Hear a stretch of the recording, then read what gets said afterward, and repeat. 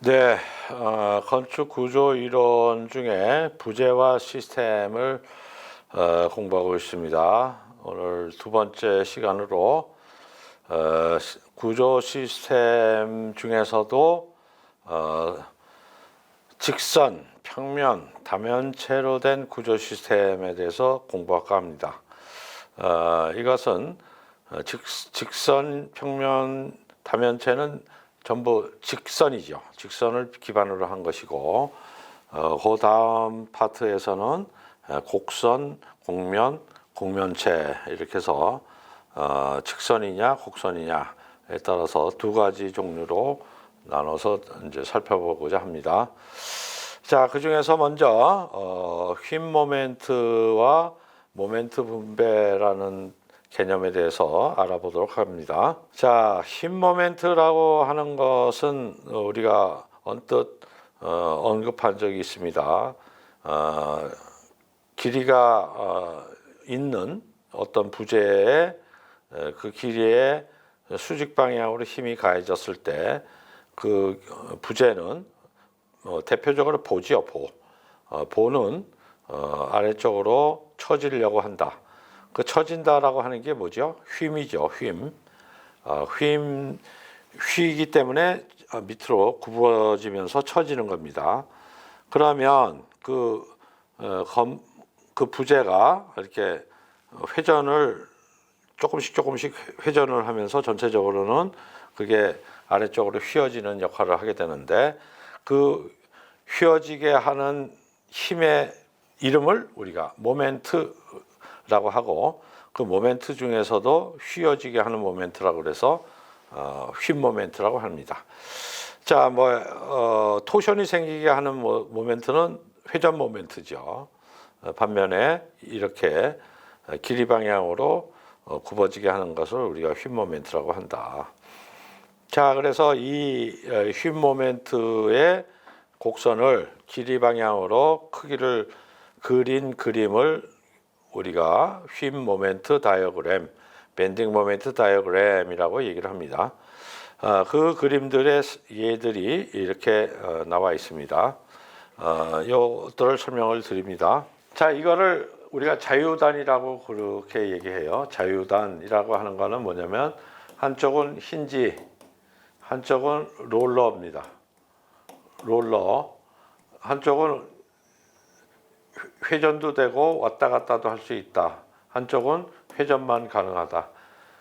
이 얘기죠. 이거를 자유단이라고 하는데 왜냐하면 두 개 다 힌지인 경우에는 어떻습니까? 이게 내려가면서 양쪽을 잡아당기겠죠.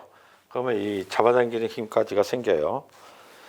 또 반면에 두 개 다 롤러면 어떻게 됩니까? 이게 확 밀려나가 버리죠. 그래서 대강 다리는 한쪽은 힌지만 두고 한쪽은 롤러를 둬서 이렇게 자유단을 만듭니다. 그러면 이쪽 방향에 힘은 안 생기면서 아래로만 처지죠. 자, 그러면 순수하게 이 두 개의 양단에는 힌지 내지 롤러니까 모멘트가 없고 모든 모멘트는 가운데로 다 집중되게 됩니다. 자, 두 번째 거는 우리가 캔틸레버라고 하죠. 캔틸레버라고 하는 거고 한쪽에만 단이 있고 다른 쪽에는 공중에 떠 있는 겁니다. 그러면 여기는 전체 모멘트가 어디에 다 있을까요? 이쪽에 있겠죠. 이쪽에 꽉 붙들고 전체를 이렇게 휘지 못하게 할 테니까. 그래서 이 전체 모멘트가 여기 다 있다.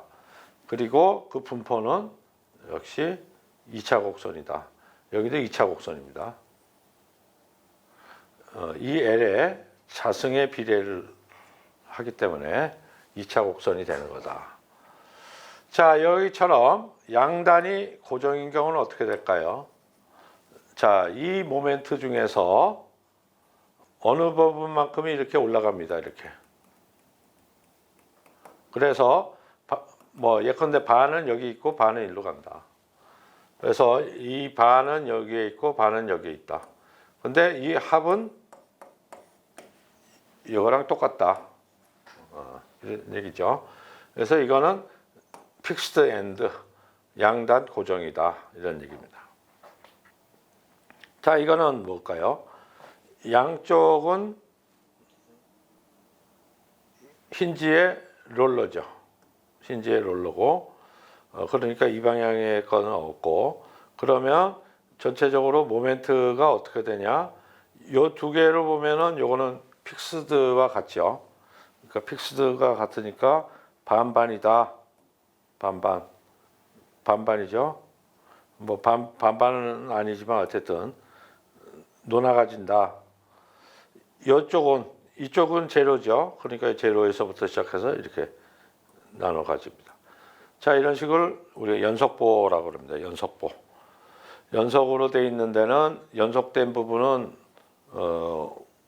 위쪽으로 모멘트가 있고 끝부분에는 모멘트가 없고 또 반면에 하나가 더 있습니다. 이 거버보라는 시스템이죠. 이거는 뭐냐면 캔틸레버하고 이거가 결합된 겁니다.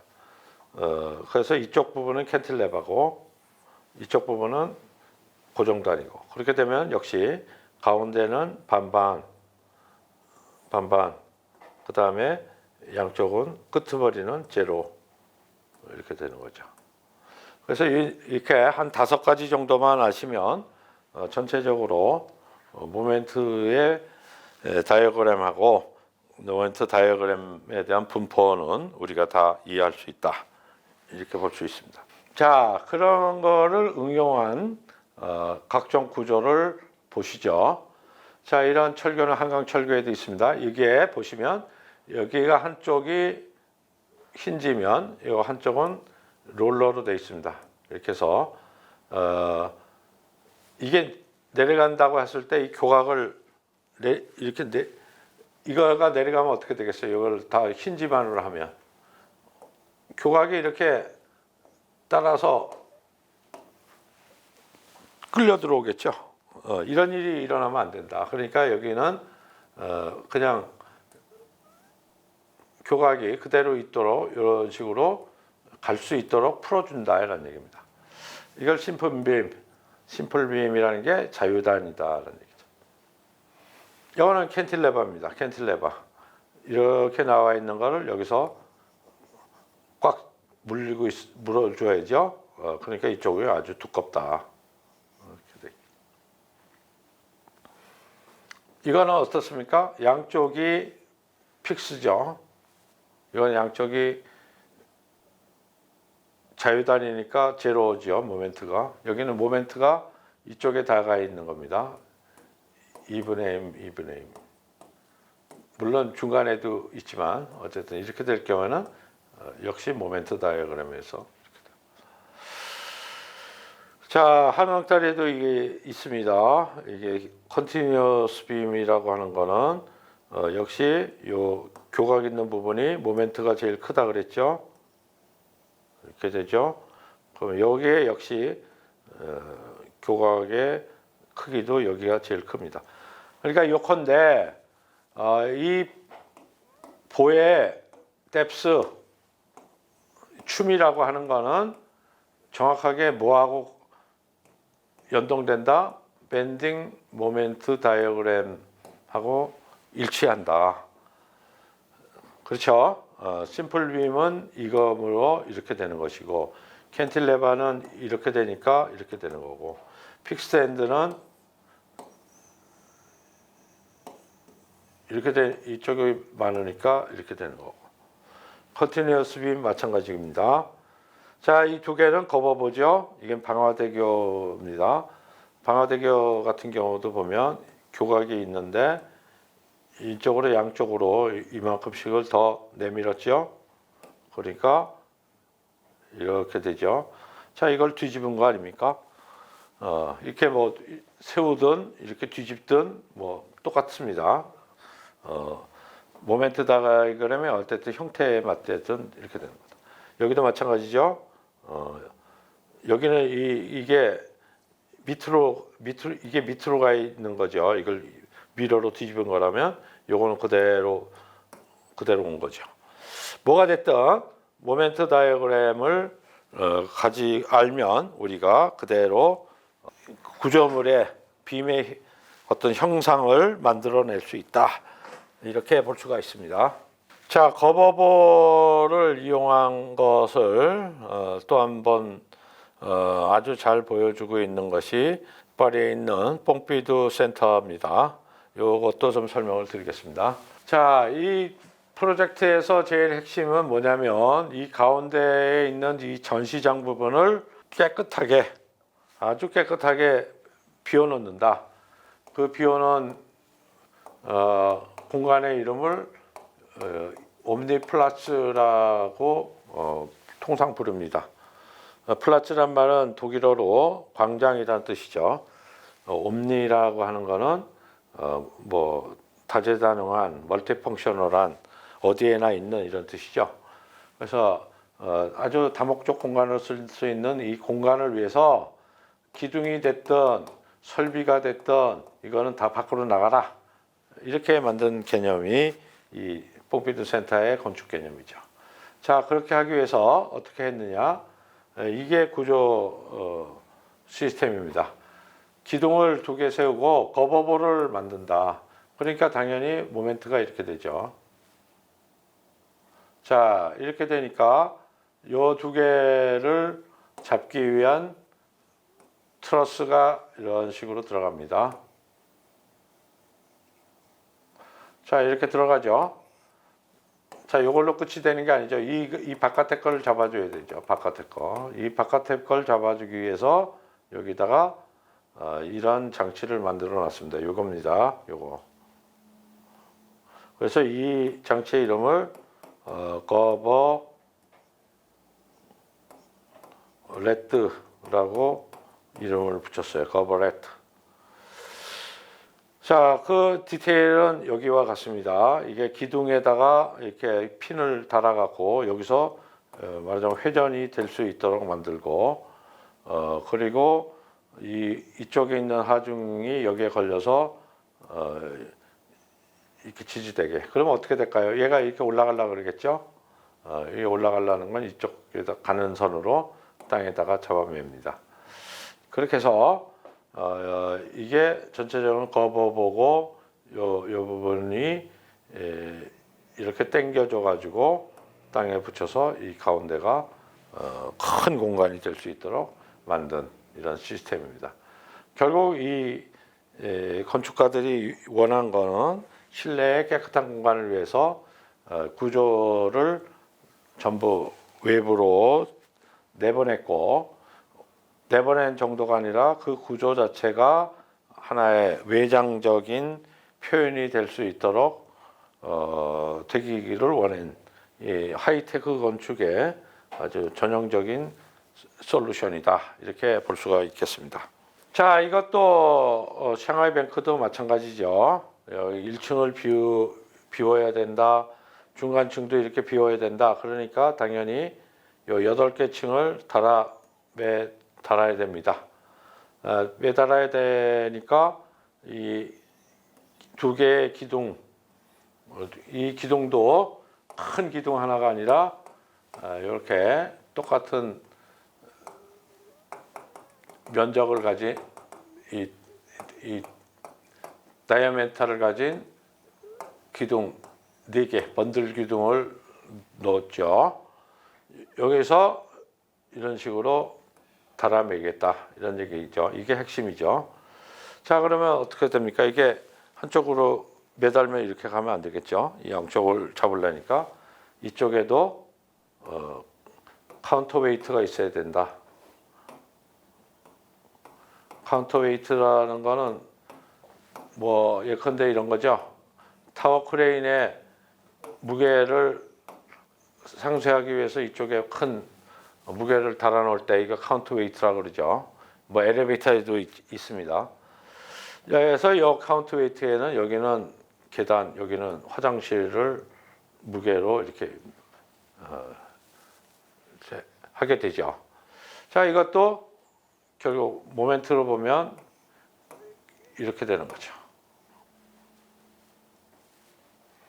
자, 이 포스 브릿지도 똑같은 겁니다. 여기에 교각이 2개가 있고, 여기에 이 사람에서는 인장력이 생기죠. 인장력. 이거는 압축력. 그렇죠? 그리고 여기에 한 사람이 올라간다. 자, 그 얘기는 이것과 세임이다. 같다. 구조적인 거는. 그래서 캔틸레바 빔을 사용해서 이게 캔틸레바죠. 여기서부터 이렇게 나가는. 여기서부터 이렇게 나가는 캔틸레바를 써서 이걸 잡아낸다. 라는 측면에서 두 가지가 같은 시스템이 되겠습니다. 자, 에펠탑도 뭐 한번 설명을 했습니다. 에펠탑의 형태가 이렇게 나온 이유가 뭔가? 에펠이 갑자기 자다가 무슨 영감을 받아서 만들었나? 아닙니다. 아주 그냥 엔지니어답게 아무런 것이다. 자, 이거는 뭐죠? 캔틸레버 봅니다. 이렇게 옆으로만 됐다고 해서 캔틸레버가 아니에요. 이걸 똑바로 세우면 캔틸레버죠. 바람이 어떻게 불죠? 위로 올라갈수록 바람을 이렇게 붑니다. 자, 이거 자체가 일종의 1차 내지는 2차 곡선이에요. 자, 그런데 캔틸레버의 모멘트 다이어그램은 길이에 자성에 비례하니까 여기에 이걸 하니까 결과적으로는 뭡니까? X의 3승 커브가 나오죠. 그렇죠? 자, 이게 X의 3승 커브입니다. X의 3승 커브. 바람의 풍압에 대한 크기고요. 이 크기에 높이의 자성을 곱하니까 결과적으로 이 곡선은 3승 커브가 나온다. Y는. 자, 삼성 커브가 나오는 것 자체가 모멘트 다이어그램이다. 모멘트 다이어그램이다. 그래서 모멘트 다이어그램에서 나온 이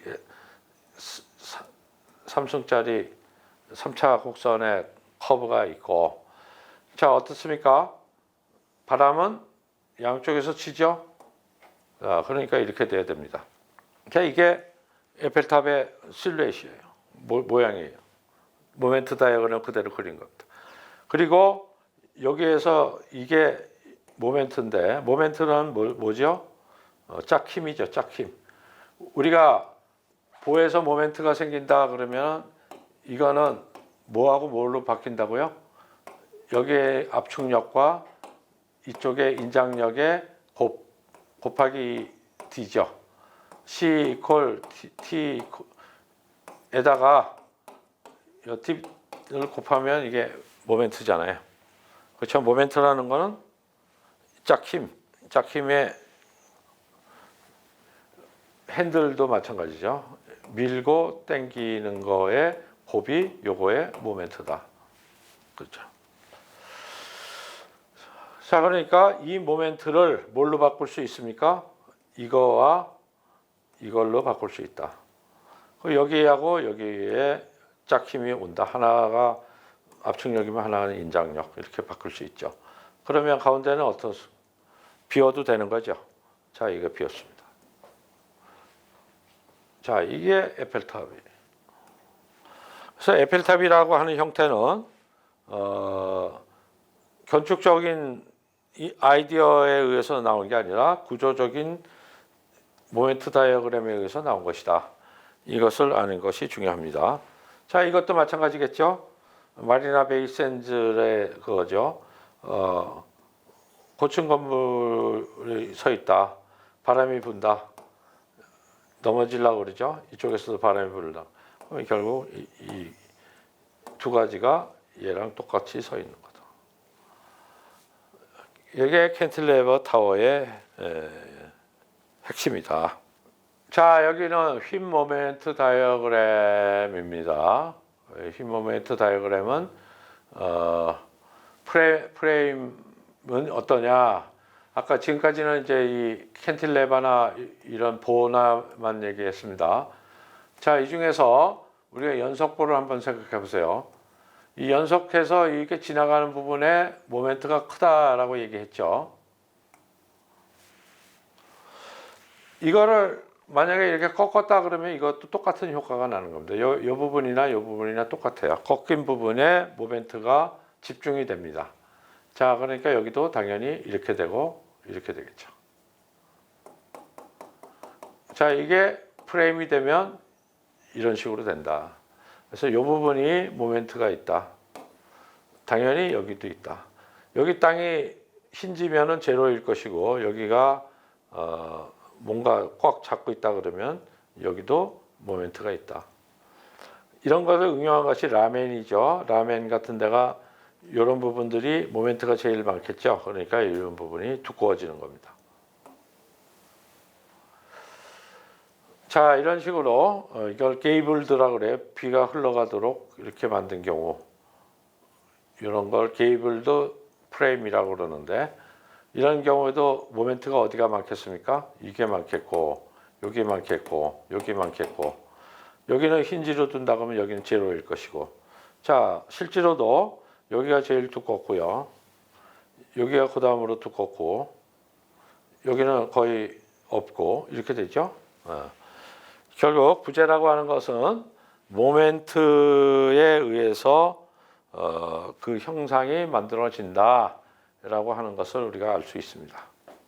자, 여러 번 또 등장했습니다. 3점 힌지 프레임입니다. 3점 힌지라고 하는 것은 전체적으로 아치인데 힌지가 세 군데 있는 것을 얘기합니다. 자, 이렇게 되면 어떻게 되느냐? 여기에서 추력선이 이렇게 갈 것이기 때문에 요만큼이 모멘트가 되는 것이죠.